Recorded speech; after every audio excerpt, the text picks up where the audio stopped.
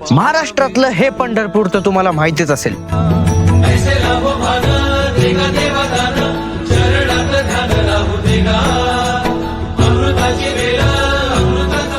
पण महाराष्ट्रात अजून एक पंढरपूर आहे आणि तेच पाहायला आज आम्ही आलोय श्री क्षेत्र ताहराबाद येथे.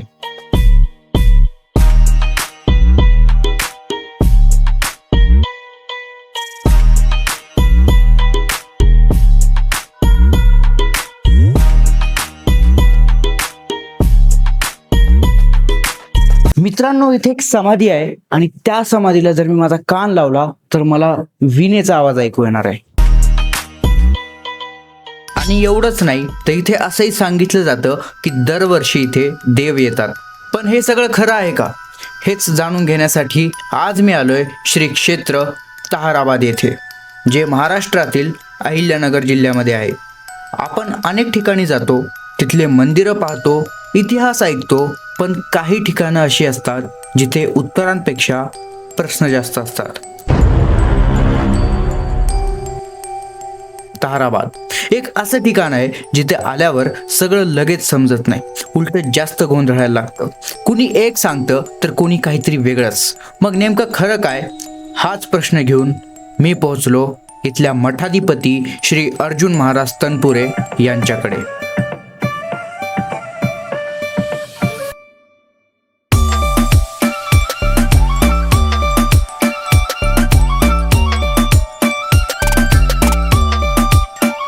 पूर्वी या गावाचं नाव होतं वर्जुवाडी. अच्छा.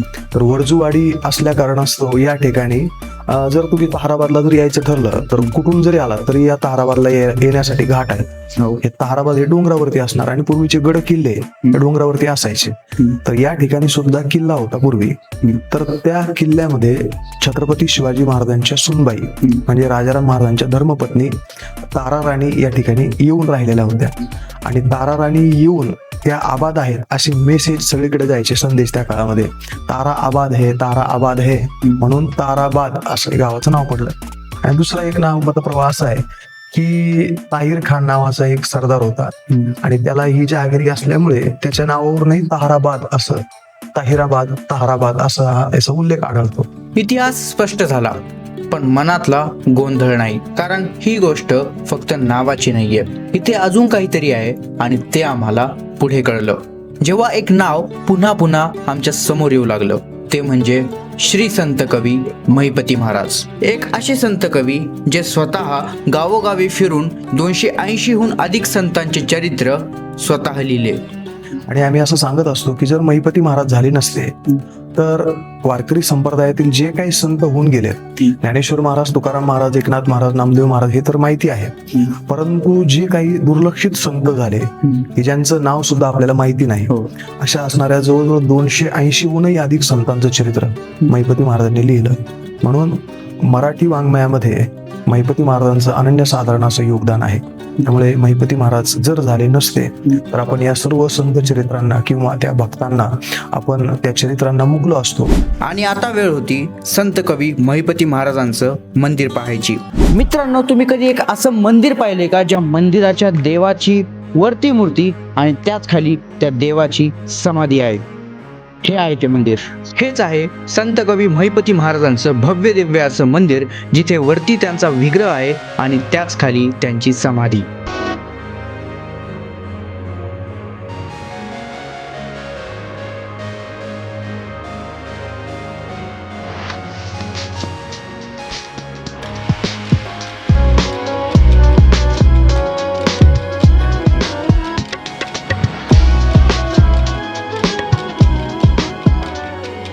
इथे श्री चैतन्य महाराज मापारे यांची आणि माझी भेट झाली आणि यापुढची सर्व माहिती त्यांनीच मला दिली.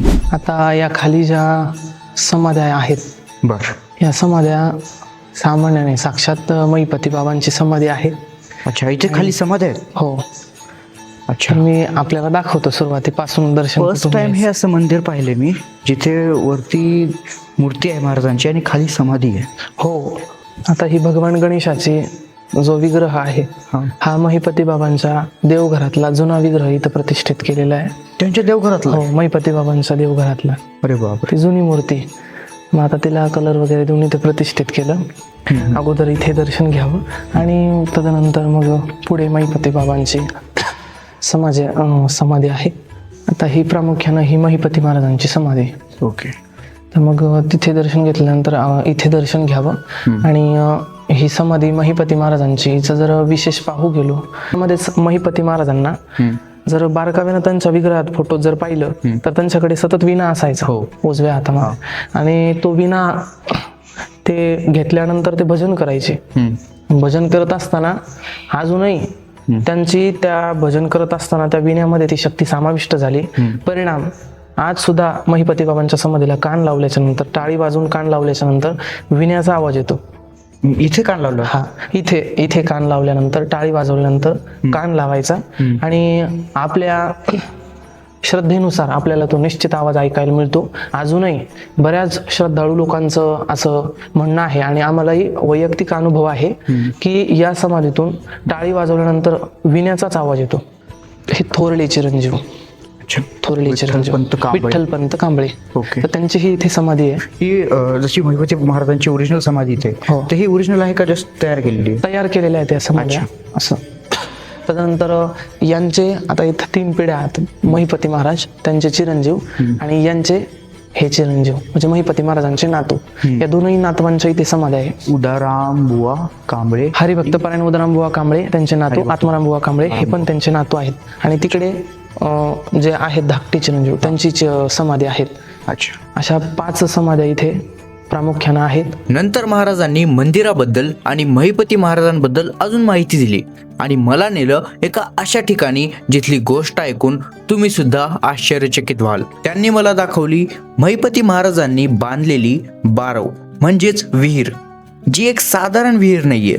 कारण महिपती महाराज म्हणे आता आपल्याला फुलांची झाडं अजून वाढण्याकरता त्याच्याकरता पाणी लागेल. म्हणून मग महिपती महाराजांनी विचार केला आपण एक बारव खोदली पाहिजे. मग महिपती महाराजांनी संकल्प केला बारवेचा. पण एक छोटं बाल्य अवस्थेतलं एक मुलगा, काळा सावळ्या वर्णाचा रंगाचा मुलगा महिपती बाबांच्या शेजारी आला आणि म्हणे हसून बोलू लागला. तर मग महिपती महाराज म्हणे तू का हसतोस? मग तो म्हणे इथे तुम्हाला पाणी लागणार नाही, मी सांगतो तिथे तुम्ही बारव खोदा म्हणजे तिथे पाणी लागेल. मग तो छोटासा बालक महिपती महाराजांना इथं घेऊन आला आणि इथं आणल्यानंतर महिपती महाराजांनी याच जागेवरती खोदायला सुरुवात केली आणि याच जागेवर खोदल्याच्या नंतर इथे याच बारवेला पाणी लागलं. आणि मग पाणी लागल्याच्या नंतर मग महिपती महाराजांना खूप आनंद झाला आणि ते जे छोट्या बाल्यावस्थेतला जो मुलगा होता का तो गुप्त झाला. महिपती महाराज आता लक्षात आलं महिपती महाराजांच्या की साक्षात पांडुरंगच महिपती महाराजांना सांगण्याकरिता आलते. इथे महिपती महाराजांच्या काळातील झाडं आज सुद्धा जिवंत आणि एकदम चांगल्या स्थितीमध्ये आढळतात. त्यानंतर महाराजांनी मला तिथले रथ दाखवले, ज्यामध्ये महिपती महाराजांच्या पादुका विविध यात्रेसाठी किंवा दिंडीसाठी इथून प्रस्थान करतात.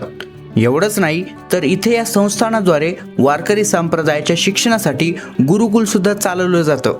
म्हणजे इथे वारकरी संप्रदाय आणि नॉर्मल आपलं डेली शिक्षण दोन्ही शिकवलं जातं? हा, दोन्ही शिकवलं जातं.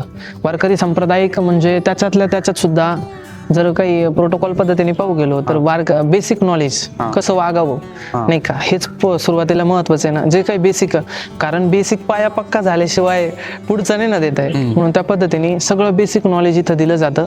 आणि या वारकरी शिक्षण संस्था हल्ली आपण पाहतो, या वारकरी शिक्षण संस्थेचा एकच उद्देश असतो.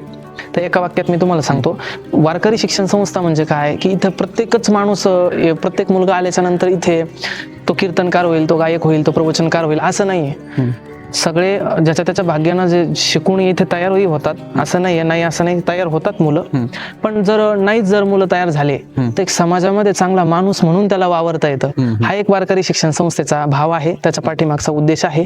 या ठिकाणाचं वातावरण खूप प्रसन्न आणि पॉझिटिव्हिटीने भरलेलं होतं आणि याच पॉझिटिव्हिटीने मी निघालो त्या प्रश्नाचं उत्तर शोधायला, जो मी व्हिडिओच्या सुरुवातीला बोललो होतो. पण महाराष्ट्रात अजून एक पंढरपूर आहे आणि तेच पाहायला आज आम्ही आलोय श्री क्षेत्र ताहराबाद येथे. की ताहराबादला दुसरं पंढरपूर म्हणतात, पण का? आणि याच प्रश्नाचं उत्तर शोधायला मला मदत मिळाली चैतन्य महाराजांची. हे स्वयंभू विठ्ठल रुक्मिणीचं मंदिर की महिपती महाराजांनी इथे स्वयंभू पांडुरंगाच्या विग्रह प्रतिष्ठित केलेल्या मूर्ती आहेत. हा महिपती महाराजांचा जुना वाडा होता. तर महिपती महाराजांना याला राऊळवाडा म्हटलं जायचं. हा. मग या राऊळवाड्यामध्ये पांडुरंग आणि रुक्मिणी माता प्रतिष्ठित केल्यामुळे त्याचं नाव पडलं देऊळवाडा. अच्छा. याला देऊळवाडा म्हणतात. आता ह्या ज्या आतमधल्या ज्या मूर्त्या आहेत विठ्ठल आणि रुक्मिणी मातेची, ती महिपती महाराजांना साक्षात चंद्रभागेमध्ये स्नान करत असताना अगोदर आदल्या दिवशी संकेत दिले भगवंतानं, आणि चंद्रभागेत स्नान करत असताना एका बुडीमध्ये त्या मूर्त्या त्यांना प्राप्त झालेल्या आहेत. अरे बापरे. मग तिथून महिपती महाराजांनी त्या आणल्या वाजत गाजत, आणि मग बऱ्याचशा लोकांनी असं म्हणजे मूर्त्या तेव्हाच्या आहेत. हा त्यांच्या काळातल्या मूर्त्या आहेत या. म्हणजे हा वाडाच त्यांचा होता, जुना वाडा. तर मग दुर्लक्ष झाल्यामुळे त्याची पडझड झाली, पण मात्र मंदिर आहे तसंच राहिलं. दगडी मंदिर आहे पूर्ण. म्हणजे वाड्यामध्ये मंदिर बांधलं. ते बनवायचं काय कारण होतं? आता यामागची कथा अशी की आदल्या दिवशी महिपती महाराजांना विठोबा रायाने स्वप्नात संकेत दिले की तू उद्या चंद्रभागा नदीमध्ये स्नान करायला जा, तिथे तुला माझा विग्रह मिळेल आणि तो तू ताराबादला घेऊन ये. पण एक अट अशी की मला ताराबाद येथे नेण्याचा मोठा सोहळा झाला पाहिजे आणि तिथे माझं एक मंदिरही असायला हवं. पण गावातल्या काही लोकांनी याला नकार दिला. त्यामुळे या थोर संत कवीने स्वतःच्या घरातच विठोबा रायाला आणि रुक्मिणी मातेला स्थापन केले. आणि हेच आहे या गावाला दुसरं पंढरपूर म्हणण्याचं खरं कारण, जिथे एका संताला स्वतः भगवानाने संकेत देऊन मला या गावात यायची इच्छा व्यक्त केली. मग हाच तो देऊळवाडा. म्हणजे लोक त्यांना बाहेर मंदिरासाठी जागा देत नव्हते, म्हणून त्यांनी घरातच घरातच मंदिर बांधलं. अरे बघा मग भगवंताची किती निस्सीमता इथे पाहायला मिळते. त्यांच्यासाठी जे घर त्यांच्यासाठी त्याच वाडा होता. हो. या गावात गोपाळ काल्याच्या दिवशी पाऊल घडी नावाचा एक अनोखा कार्यक्रम केला जातो. तो कार्यक्रम काय? तर पाऊलगडीचा कार्यक्रम असा असतो की पांडुरंगाच्या मंदिरापासून तर महाद्वारापर्यंत रांगोळ्या घातल्या जातात, मोठी चादर आथरली जाते, त्याच्यावरती गुलाल बुक्का आथरला जातो, आणि मग सूर्योदय होतो त्यावेळेस ती पाऊलघडी उचलली जाते. तर खाली बुक्क्याचे पाऊलं उमटलेले दिसतात. म्हणजे मग लोक म्हणतात की आता देव या ठिकाणाहून गेले. तर मग असा देव आणि भक्तांच्या भेटीचा उत्सव तो असतो. म्हणून आपण निश्चित महिपती महाराजांच्या देव भेटीच्या उत्सवाला सुद्धा आलं पाहिजे. मग भगवंत जातो याचा पुरावा म्हणून त्यांचे पदचिन्ह उमटतात, पाय उमटतात. तुम्ही पाहिले? हो, प्रत्यक्ष आम्ही आमच्या डोळ्यानं पाहिलेत. आणि निश्चित आमच्या असे एक आवाहन असेल की ज्याला कोणाला प्रत्यक्ष पाहायचं असेल, भगवंत अजूनही विराजमान आहेत या कलियुगात, तर त्यांनी निश्चित गोपाळ काल्याला येऊन हा उत्सव आवर्जून पाहिला पाहिजे. महिपती महाराजांचा आणि ताराबादचा इतिहास खूप मोठा आहे. मी इथे आलो होतो फक्त एक व्हिडिओ बनवायला, पण शेवटी जे पाहिलं ते फक्त कॅमेऱ्यात बंद होणाऱ्यांपैकी नव्हतं. अर्जुन महाराज तनपुरे यांच्यासोबत झालेल्या संवादात इतिहास ऐकला, परंपरा समजली, पण सगळ्यात वेगळा क्षण म्हणजे जेव्हा त्यांनी आम्हाला महिपती महाराजांनी स्वतः लिहिलेले ग्रंथ दाखवले. काही पानं माझ्या हातात होती आणि काही जपून ठेवण्यासाठी लॅमिनेट केलेली. त्या क्षणी इतिहास ऐकण्यापासून थेट स्पर्श करण्यापर्यंत आला. खरं सांगायचं तर अर्जुन महाराजांनी जे काही सांगितलं आणि जे काही अनुभवलं ते सगळं एका व्हिडिओमध्ये मावणं शक्यच नाही आहे. हा फक्त एक भाग आहे, बाकीचं अजूनही इथेच आहे, ताराबादमध्ये. आणि कदाचित तुम्ही स्वतः इथे आलात तरच ही गोष्ट पूर्ण होईल.